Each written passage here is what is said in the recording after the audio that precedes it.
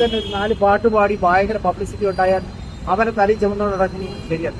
അവരെന്താണ് കേരളത്തിലെ കാലാവസ്ഥ വ്യതിയാനത്തെ കുറിച്ചാണ് അവിടെ സംസാരിച്ചുകൊണ്ടിരിക്കുന്നത്. പഴു വച്ചിരുന്നത് എനിക്കും തേങ്ങ ഒലിക്കാനായിരിക്കും.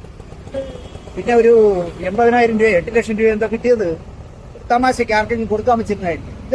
പക്ഷെ എന്റെ പാർട്ടി ചില ആളുകളോട് കാണിക്കുന്ന ശുദ്ധ പോക്കർത്തം. അത് അങ്ങനെ വളർത്തി വിട്ടതുകൊണ്ടാണ് ഇപ്പൊ ഈ പീഡന കേസ് ചെയ്യുന്നുണ്ട്. സർക്കാർ ഉണ്ടാകുന്ന നാണം കെട്ടില്ല സർക്കാർ. എനിക്കറിയില്ല, അത് അന്വേഷണ ഉദ്യോഗസ്ഥന്മാരാണ് പറയേണ്ടത്. ഒളിവ് പോയെന്ന് പറയുമ്പോൾ ശരിക്കും ഫേക്ക് അല്ലായിരിക്കാം. പക്ഷേ സർക്കാർ കുറച്ചുകൂടി ജാഗ്രത കാണിക്കണമായിരുന്നു. കാരണം സർക്കാരിന് ഏതെങ്കിലും ഇതുള്ള ഒരു ഇരയെ കിട്ടുമ്പോഴേ അവൻ ചെയ്ത കാര്യങ്ങളൊന്നും നോക്കാതെ അവൻ പിള്ളയല്ലേ കൊച്ചല്ലേ എന്നൊക്കെ പറഞ്ഞ് വിളിച്ചോണ്ടൊന്ന് സ്റ്റേറ്റിന്റെ ഗസ്റ്റൊക്കെ ആക്കുന്നത് ശരിയല്ല. അപ്പൊ അതിൽ സർക്കാരിന് പിഴച്ചു പോയി എന്നുള്ളതിന് ഏറ്റവും വലിയ തെളിവാണ് ഇപ്പോഴത്തെ ഈ പീഡന കേസ്.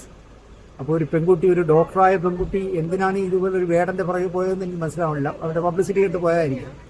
പിന്നെ 2 വർഷമൊക്കെ അവന്റെ കൂടെ നടന്നിട്ട് പിന്നെ പീഡിപ്പിച്ചെന്ന് പറയുന്നത് ശരിയല്ല. 2 വർഷമൊക്കെ ഒരുത്തന്റെ പുറകെ നടക്കുക. ഇപ്പൊ വിജയബാബുവിനുടെയൊക്കെ നടന്ന പോലെ അയാൾ താമസിക്കുന്നിടത്ത് ഇരുന്ന് താമസിക്കുക, എന്നിട്ട് കോടതി കൊണ്ടൊന്ന് കേസ് എടുക്കുക. അത് ശരിയല്ല. ഈ ഡോക്ടർ കുട്ടിക്കും സംഭവിച്ച അതാണെന്ന് എനിക്ക് തോന്നുന്നു. കാരണം അവന്റെ ഗ്ലാമറും പ്രശസ്തിയെ കണ്ടപ്പോൾ അവന്റെ പുറകെ നടക്കുക. ഒരു ഘട്ടം കഴിയുമ്പോൾ അവൻ അതിനേക്കാൾ വലിയ കിട്ടുന്നുണ്ടപ്പോൾ അവൻ ഇതിനെ തള്ളിക്കാണും, അല്ലെങ്കിൽ അവന് മതിയായി കാണും. അപ്പൊ കൊണ്ടൊന്ന് പീഡന കേസ് കൊടുക്കുന്നത് ശരിയാണ്. ഇവിടെ നടക്കുന്ന പല പീഡന കേസും അങ്ങനെ.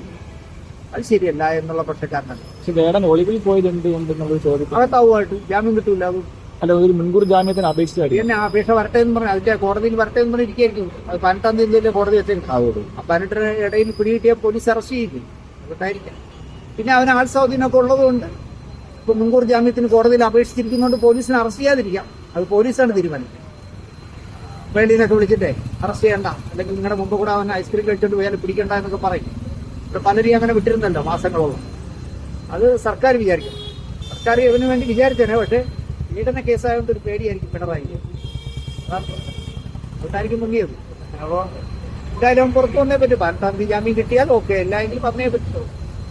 കുറച്ചുകൂടിയൊക്കെ നിങ്ങളായാലും ഞാനായാലും സർക്കാരായാലും ഒക്കെ കുറച്ച് ഈ കാര്യങ്ങളിൽ അവധാനത കാണിക്കണമെന്ന് ഞാൻ പറയും. കാരണം തന്നെ ഒരു 4 പാട്ട് പാടി ഭയങ്കര പബ്ലിസിറ്റി ഉണ്ടായാൽ അവനെ തലയിൽ ചുമന്നുകൊണ്ട് നടക്കുന്നത് ശരിയല്ല. അത് വളരെ ബോറാണ്. അപ്പൊ അതുകൊണ്ട് തന്നെ സർക്കാർ കുറച്ചുകൂടി ആലോചിക്കണം. കാരണം ഒരു ലഹരി ഉപയോഗിച്ചിരുന്ന ഒരാളിനെ സർക്കാർ കൊണ്ടുവന്ന് സർക്കാരിന്റെ പ്രോഗ്രാമിൽ അതിഥിയായി കൊണ്ടൊന്ന് പാടിക്കുക എന്നൊക്കെ പറയുന്നത് സർക്കാർ കാണിക്കുന്ന തെമ്മാടത്തിനാണെന്ന്. അപ്പൊ വേറെ സർക്കാരിന്റെ ഒരു പിന്തുണ ഇതിലൂടെ അതുകൊണ്ടാണല്ലോ കഞ്ചാവും എന്താ പുല്ലുമൊക്കെ എന്തോ തേങ്ങ മാങ്ങാന്നൊക്കെ പറഞ്ഞ് പിടിച്ചിട്ട് അതൊന്നും പിള്ളേല്ലേ എന്നല്ലേ വനംവകുപ്പ് മന്ത്രി പറഞ്ഞു. ശരിയല്ല. അപ്പൊ അവന്റെ ഫ്ലാറ്റിൽ കയറുമ്പോ അതിലൊന്ന് വേറേറ്റം ഉണ്ട് കൂടെ. അവരെന്താണ് കേരളത്തിലെ കാലാവസ്ഥ വ്യതിയാനത്തെ കുറിച്ചാണ് അവിടെ സംസാരിച്ചുകൊണ്ടിരിക്കുന്നത്. പഴു വച്ചിരുന്നത് എനിക്കും തേങ്ങ ഒലിക്കാനായിരിക്കും.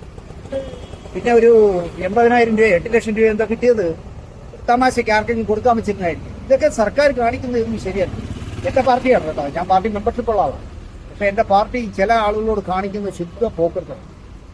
അത് അങ്ങനെ വളർത്തി വിട്ടതുകൊണ്ടാണ് ഇപ്പൊ ഈ പീഡന കേസ് ചെയ്യുന്നുണ്ട്. സർക്കാർ ഉണ്ടാകുന്ന നാണം കെട്ടില്ല സർക്കാർ.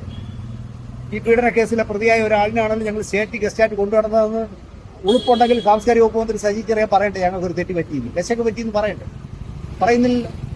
അപ്പൊ അവർക്ക് സർക്കാരാണ് ഇതിലെ യഥാർത്ഥ പ്രതി, അല്ല അവനല്ലാന്ന് ഞാൻ പറയും. പാഠപുസ്തകത്തിൽ അദ്ദേഹത്തിന്റെ അത് രണ്ടാ. അയാൾ എഴുതിയ ഒരു മനോഹരമായ കവിതയാണെങ്കിൽ അത് പാഠപുസ്തകത്തിൽ പഠിപ്പിക്കട്ടെ. പഠിച്ചു വരുന്ന കുട്ടികൾക്ക് വലുതാവുമ്പോൾ പറയാമല്ലോ, ഞാനൊരു പീഡന കേസിലെ പ്രതിയായ കവിയുടെ പാഠമാണ് പഠിച്ചതെന്ന് പറയാമല്ലോ. അത് തെറ്റില്ല. പീഡന കേസ് പ്രതിയുടെ കവിതയാണ് ഞാൻ പഠിച്ചത്, അതിലാണ് ഞാൻ ഡിഗ്രി എടുത്തതെന്ന് പറയാം. അതൊന്നും അല്ല. ഇതൊക്കെ സർക്കാർ ആലോചിക്കേണ്ട കാര്യം.